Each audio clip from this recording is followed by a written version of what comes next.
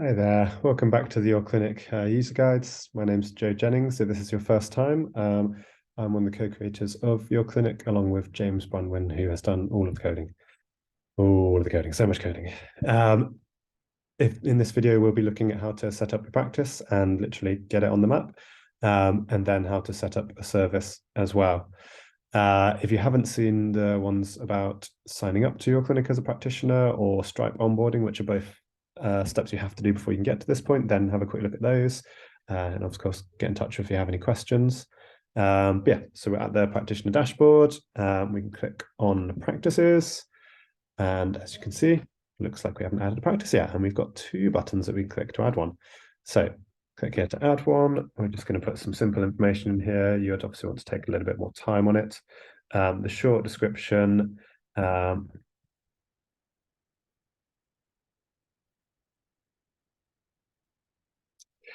Is the one that you'll see on the map page.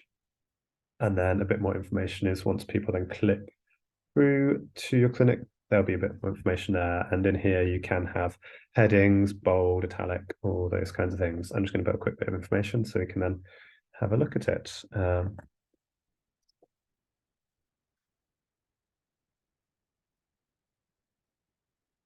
obviously, you want to sell yourselves, so put in some fun information there so you stand out. I'm just going to add next tab is images. So the main image is what will show across your clinic when they're looking in various different areas. And then the gallery is just a bit more information, more pictures that they can see on a scroller on your clinic page. I should say on this one, it's worth doing a square one. You'll see a minute why that's important. And then there's one more tab about contact information. I'm going to try and put this. I only really know Oxford postcodes, which is slightly tricky because there's already quite a strong cluster of clinics within Oxford.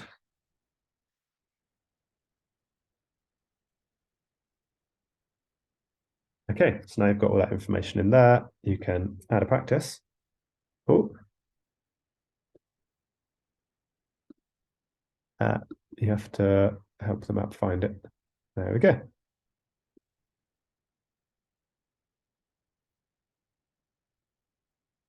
Brilliant. Now that is visible, you should be able to click on this one and view the clinic.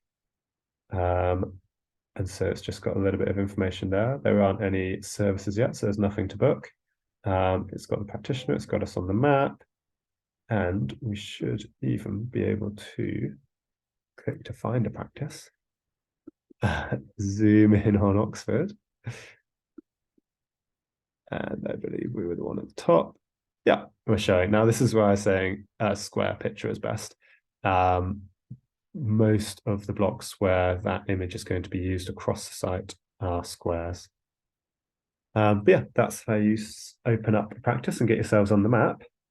Then you've got quite a lot of options within this. There are tabbed versions, and on this overview tab, there are buttons. Obviously, there's a delete one and the view one we just saw. When you do press the delete, it double checks. A lot of those buttons that do dangerous things, it double checks. If you do accidentally do that, please get in touch with us. We should be able to restore it. There's the tab about appointments, and it'll show a list there, although there's actually an appointment page on the sidebar, which is probably easier to use rather than going to your clinic and then using the tab from in there. Patients, again, there's a whole patient tab on the sidebar. You don't have any for now, so there won't be any. Practitioners is an interesting one. This is for clinics that have multiple practitioners, and particularly where you want patients to be able to book with a different practitioner. You can click here to invite a practitioner. If they're already on the system, it will just sort of ping their email across and invite them. If they're not, it will send an email to their inbox, and they will have to sign up as a practitioner to your clinic, and then it will invite them to join your practice. Interesting, they don't have to have their own subscription to join your practice. But if they wanted to set up their own clinics with services, they would have to do that as well. The next one is services. That's where we'll add a service. And just to show you, this is all the settings we just did about the practice itself. So next thing to do would be add a service, call it whatever you want. I'm going to call mine that, and choose acupuncture here. These ones eventually will delineate which intake forms you're given to use. And there'll be multiple form options. So already for acupuncture, we've got adult acupuncture, pediatric, and no form. So for instance, if you were setting up, I don't know, dance classes or some kind of category, something where you didn't really actually want to have the MyMop forms, intakes or follow-ups, you can just choose no form, and the patients won't be sent out MyMop forms or follow-up forms either. Again, for the service, you can add an image. Let's actually upload a separate one there so we can see how they are different. I'm going to use some nice YourClinic branding. Let's use that one. For my actual clinics on YourClinic, we tend to have pictures of the setup in the clinic. So whereas the other ones might be logos or images of the practitioner. That didn't work. This one is more so that patients can actually see what the clinics look like themselves. Okay, that's better. Perfect. Once that's uploaded, you can select it and that will display. Lovely. And again, you can have a bit of description of the service here. Once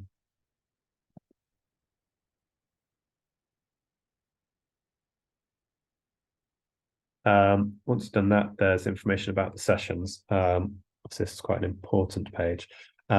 In the cost, we've got a variety of different options. We've got set cost, where it's just a set amount. So you'd pop that and they would just choose that. On sliding scale, you do the lowest and the highest. When patients then come to choose what they pay, it always defaults into the center, and they can just drag that slider up or down as necessary. There's a donation option where they can just put whatever they want in. Cash on the day if you're taking cash or card payments, and free. I'll leave a sliding scale so you can see how that works there. Let's do 10 to 30. Session notice is how long, as it says, patients can book, are allowed to book, what's the cutoff point for booking.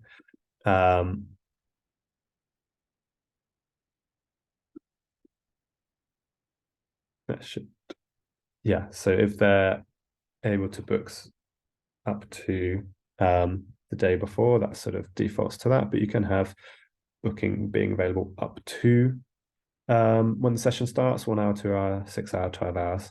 I tend to prefer 2 hours so I don't just get caught off guard. Session length. So this is how frequent people will be able to book. It's quite important to have that distinction. It doesn't necessarily mean how long the session length is. So for instance, at the community clinic behind me, you can see we've actually got 3 beds. We put the session length at 20 minutes. That's how long the patient will be with the practitioner, have needles in, how long it'll be till the next patient can book. Whereas actually then they lay on the beds for an additional sort of 30 to 40 minutes. So if you're overlapping patients, it's important to put here how regularly you want the bookings of the following patients to be. And then you can put either on your practice details, we usually do it in bold so it's very clear, or on the service details, actually how long the service actually is. The gap between sessions is if you want any sort of breathing space between them, you can add it there. And session capacity. So usually, for acupuncture, you only be treating one person at a time, unless perhaps you're doing ear acupuncture, then everyone could come in at the same time, or you still might want, session lengths being like 5 minutes, something like that, so that they can come in a reasonable flow. But for something like yoga, dancing, something where it's group session, teaching sessions, something like that, you can adjust the capacity there. You notice here there's a slider for follow-up options. So some practitioners would have, say, a 1 hour appointment as the intake, and perhaps at a slightly higher cost. So let's say 30 to 50. You can click on that, it drags across, and then that opens a new tab here for follow-ups. If we go across to that now, it sort of defaults to the initial settings, but you can choose to change this. So again, set or sliding, highest to lowest. So the follow-ups you might have a little bit cheaper, and the session lengths perhaps will be a little bit shorter as well. Again, it's asking for gap, and as well if you want a new availability. So you might just want to have a day of intakes and then day for follow-ups, something like that. If we then go through across to the availability, it's just a simple sort of click on, click off. So let's say Tuesday, I'm going to start at probably not midnight. Start at 10 in the morning. I'm just going to do a morning block till 1 p.m. And then you can add in as many breaks as you want. So rather than if you were to use gaps after sessions to have a block after each session, it'd do after every session. If you just want the occasional breathing space here and there, adding break is the better place to put that. And then you can put as many days on or off as you want. Let's just put another one on Friday just so we can see a difference. I'm just going to click on a midnight. Oh. Nice. The acupuncture for the early risers. And then you can use the ad service down here. So now that's all there. This should be viewable by patients. I'm going to check because there is actually then one additional step you need to be. So if you come through as a patient, you'd look at the map page, you then click view practice. Sorry, I'm on a private window, so it's blocked me out there.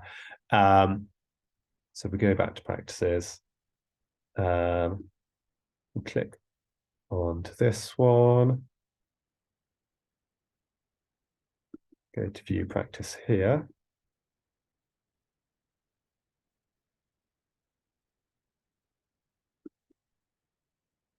And there's our lovely service. Now, you can't actually click across on it to get to these different stages and book sessions yet because you have to start a subscription. To do that, you would go to settings,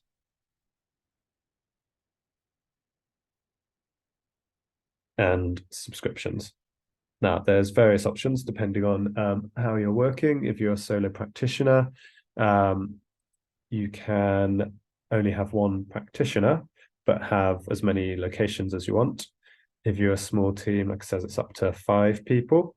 So practitioners that you can add to your team, again, as many locations. And then building up from there. You can always get in touch if you feel you sort of fall between the cracks here. But yeah, I'm gonna do a solo practitioner. You'd add a card here. I'm not going to do that now because it would actually check for an actual card and I don't really want to put my card details on, but I will sign off, do that, and then show you the booking part. But yeah, again, if you have any questions there on setting up your clinic, if anything wasn't particularly clear, please do get in touch. And yeah, perhaps I'll see you at another one of these guides. Brilliant. Thanks for watching. Cheers. Bye.